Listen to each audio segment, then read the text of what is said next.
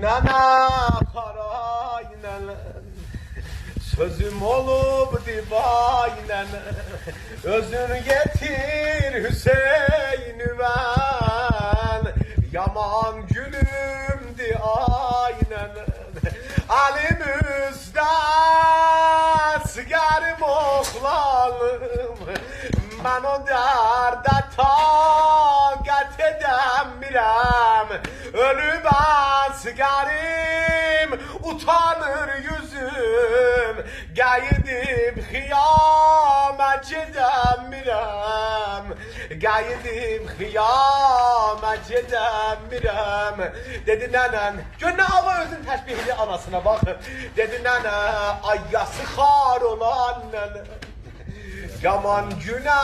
kalan nenen yaman günün demen kimi nene karay nenen sözüm olup divaynen özür getir Hüseyin'ü ben yaman gülümdi aynen Alimizde sigarım oğlanım ben o derde takat edemirem ölü ben sigarim utanır yüzüm gaydim kıyamet edemirem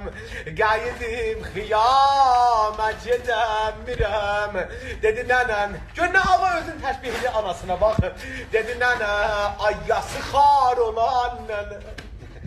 yaman güne kalan nenen yaman gününde